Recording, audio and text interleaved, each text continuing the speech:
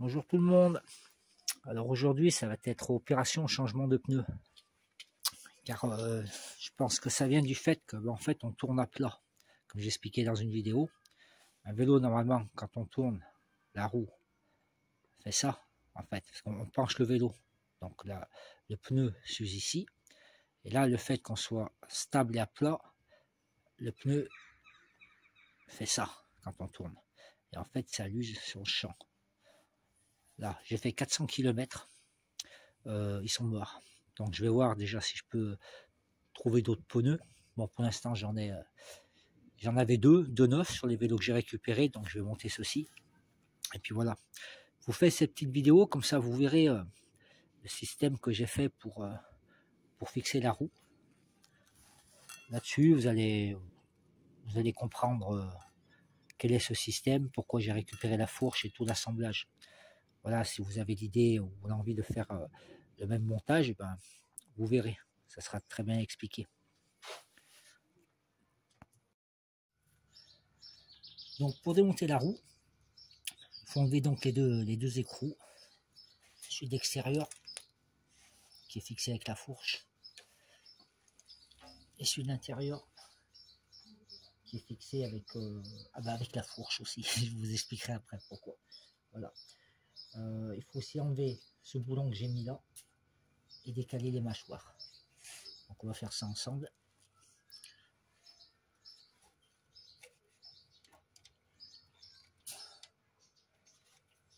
Juste les mâchoires, il va falloir que je dévisse.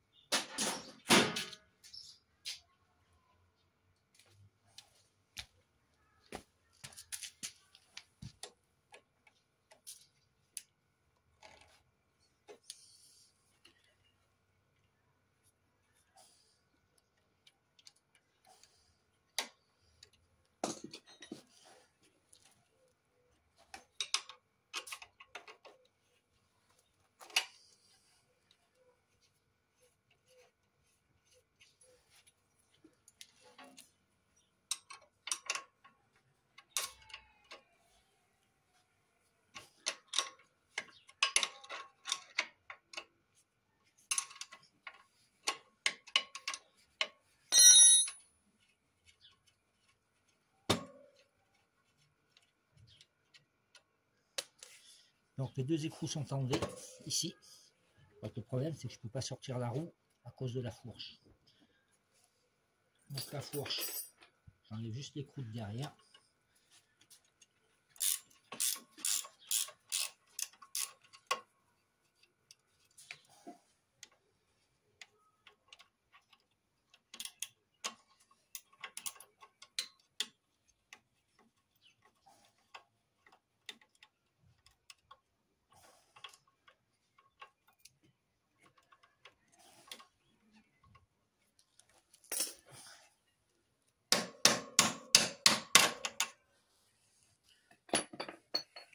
Là, on enlève.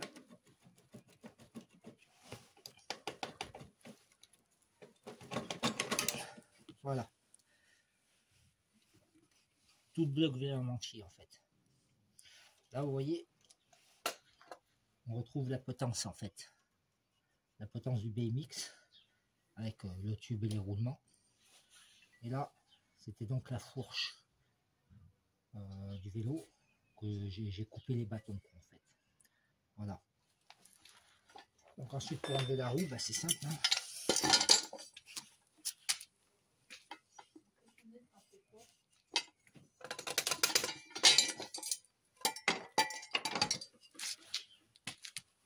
Là, il suffit d'enlever. Et voilà. Maintenant, je vous ai amené une roue d'origine, on va dire.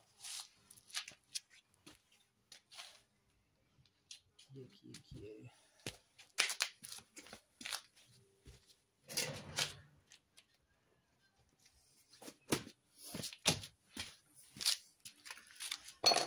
Donc là, vous avez une roue d'origine, hein, comme elle nous est vendue.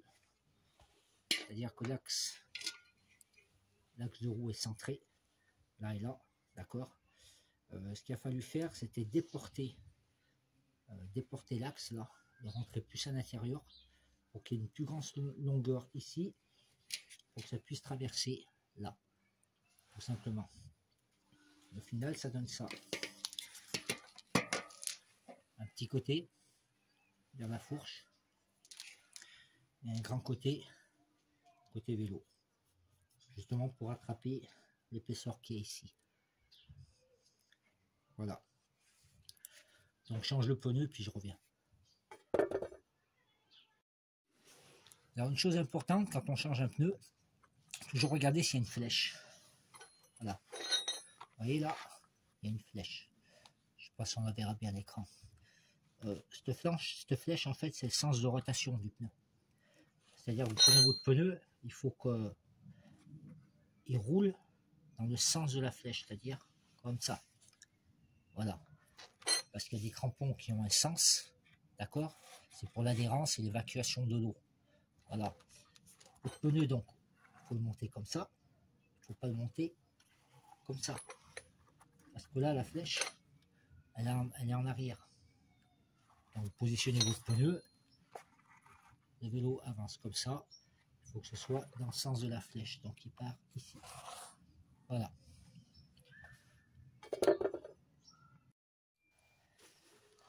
Ensuite, pour remonter le pneu, on met d'abord un côté.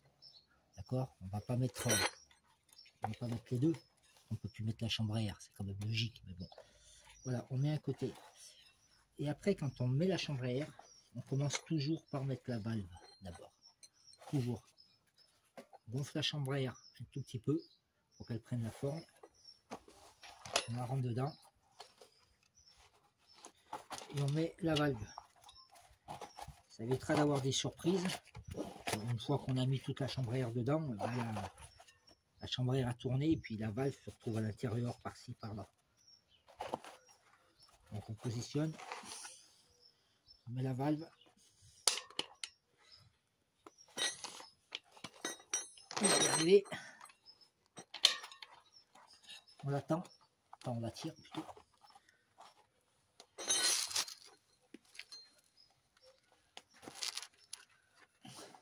Si elle veut bien.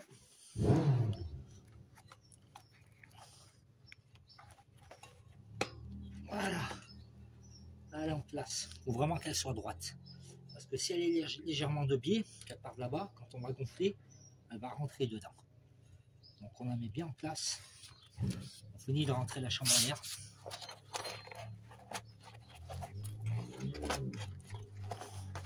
Après on va finir de mettre le pneu. Là aussi c'est très important.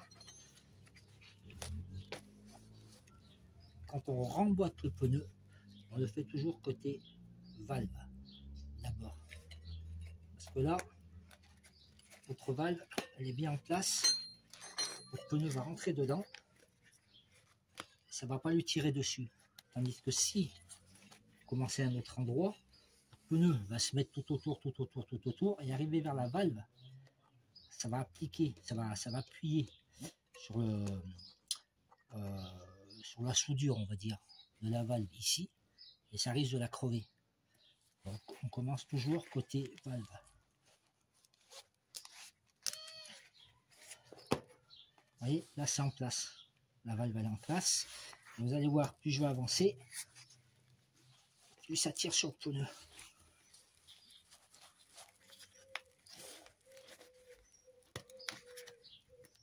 Là. Et si vous aviez la valve ici, là, quand vous l'auriez mis en place, votre pneu, ça va tirer dessus. Ça aurait tiré dessus ici. Et de moment, ça la coupe. Ou ça y fait un petit trou. Ou ça la met de biais. Tandis que là, elle ne crée rien du tout. Le pneu est déjà en place. Tac. Donc après, on remet ça sur le vélo.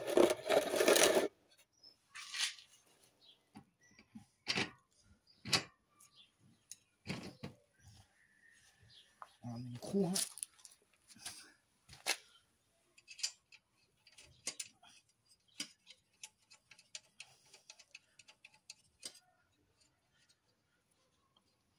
Là, j'aurais pu le laisser comme ça, en fait. Pourquoi j'ai mis une fourche? C'est tout simplement que là, tout l'effort, il se porte là-dessus. Tout le poids se porte là.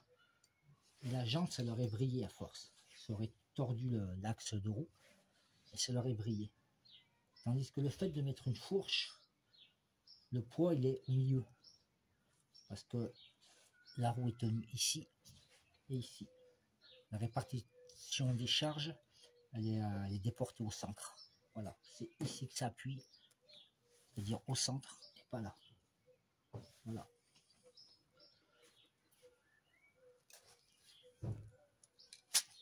Donc la fourche, elle est complète. J'ai laissé déporter le tube de fourche ici, justement pour pouvoir faire un point de fixation. On met dedans.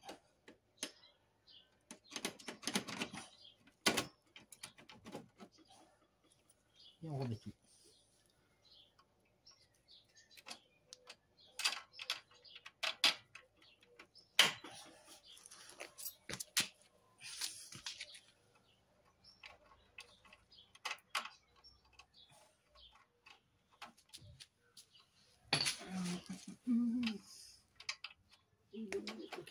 Il est là.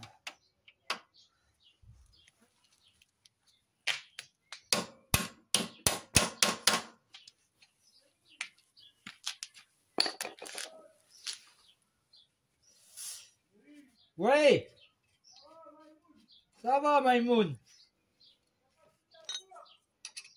Merci. Désolé, je parle à mon voisin.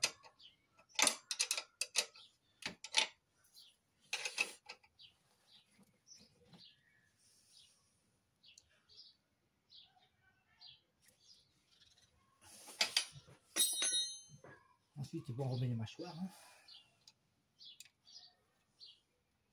Ah, c'est ce que je voulais pas.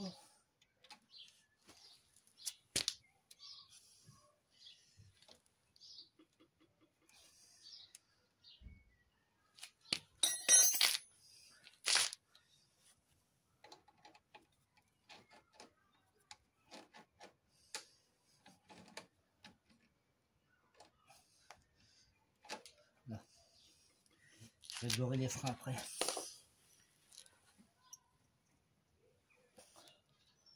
Donc, ben voilà. Moi, j'ai un déporté là. Ouais, il n'est pas tendu. Voilà, je bloque tout, puis je reviens après.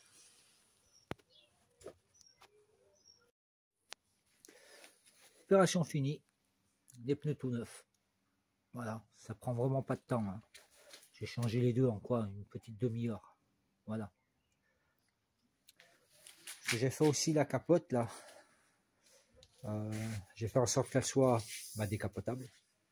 Voilà, donc on voit la structure de mon toit. La capote, en fait, elle est fixée ici uniquement. Après, quand je la déploie, il y a un système d'élastique qui la tient plaquée là, tout le long, donc elle tient bien. Et après, si je veux l'enlever, je la prends, je l'enroule. J'ai acheté 2 petites ceintures au marché, 1 € la ceinture. On la plaque ici. Et puis voilà. Décapotable. Bisous tout le monde, à bientôt.